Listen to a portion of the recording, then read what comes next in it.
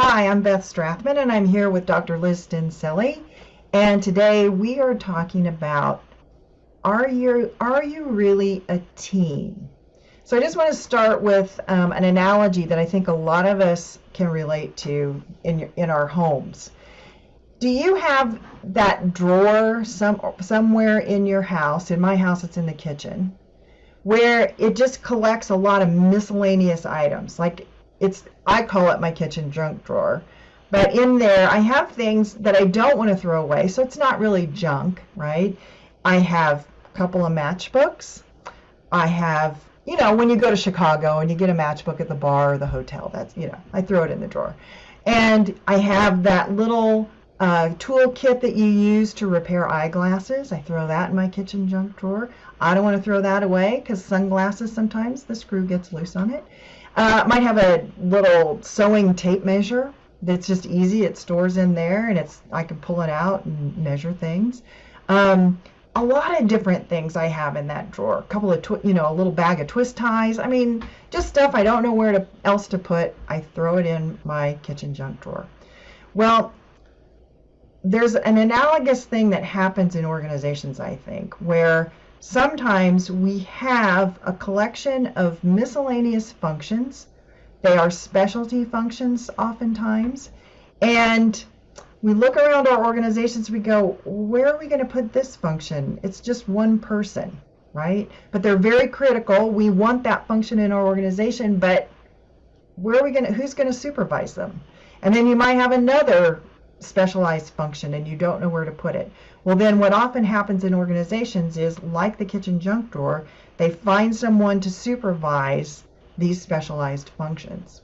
And I've had clients ask me, they're very frustrated. They supervise a group of, let's say, 5 individuals, and they read all this stuff about teams, and they think, oh, I can't get this group to gel as a team. And what I've found, Liz, is that in talking to them and looking at the people who report to them, I say there's a reason why they're not going to gel as a team. They're not a team, right? They don't have a shared purpose. They are just a collection of important, miscellaneous, specialized functions that the organization didn't know where else to put them. So what's your experience around that, Liz? This is a great analogy, and it's something that we don't think about as we're putting together, teams in our organizations, and we're deciding who's going to supervise. And the person who gets placed in a position to supervise this specialized group of people, they have a tough job, because usually this is a group of people who technically are really well at working on their own. They're self-motivated. They know the things that need to be done. So how do you go about managing that type of a group?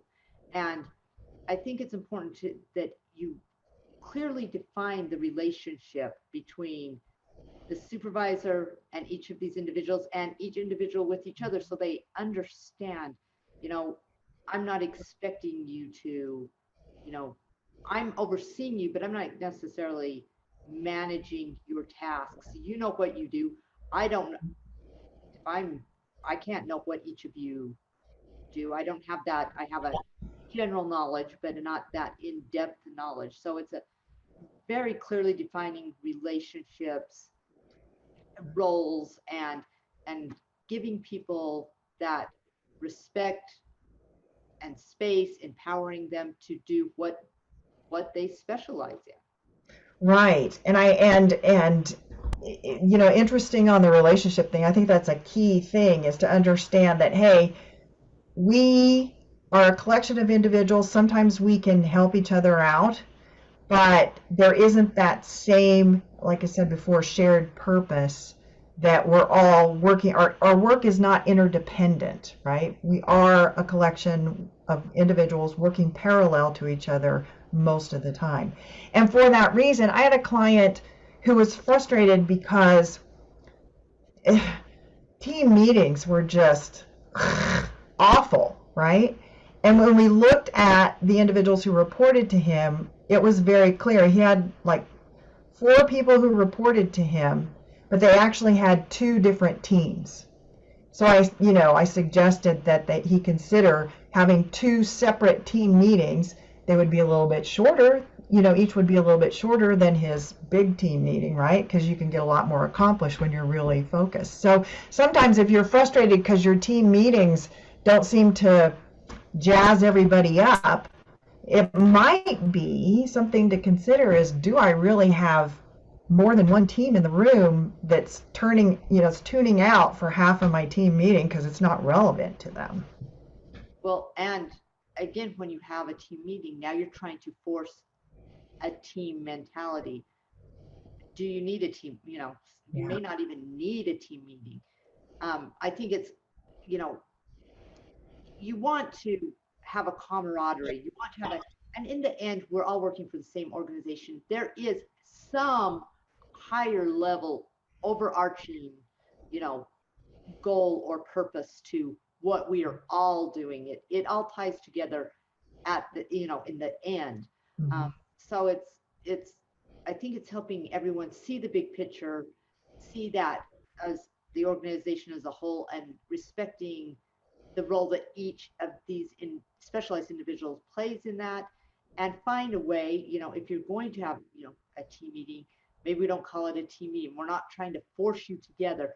We're all going to get together and we're going to share where we're at, what our needs are, so that as a supervisor, I can help you with the resources you need, make sure that you have, everything you need to do your job, those types of things. But just to develop kind of a camaraderie where we have each other's backs, we're here to support each other, but we're not expecting us to work as a team.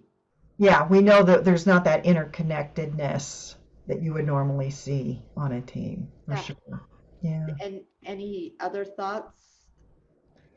I would say, I think the big lesson here is, don't assume that a group of individuals that all reports to you is necessarily a team that is interdependent on each other. And don't get down on yourself, thinking that maybe you're a really bad team leader because you can't get these functions to gel. I think you have to just really look at it and don't assume that they're a team. I think this was a great discussion. This is an important point because it's often overlooked because we just, kind of hammer teamwork, teamwork, teamwork, teamwork, Mm-hmm. over and over again. So I think is great to point out that, maybe you're not a team and maybe you don't have to be a team in order to function and be effective. So thank you so much for your insights. And you guys, we would love to hear your experience um, in this area when you're, working with a group of specialized individuals that are kind of forced into a team, or they feel like they're being forced into a team. And with, what are your experiences, and do you have any tips for everyone else out there? So please share.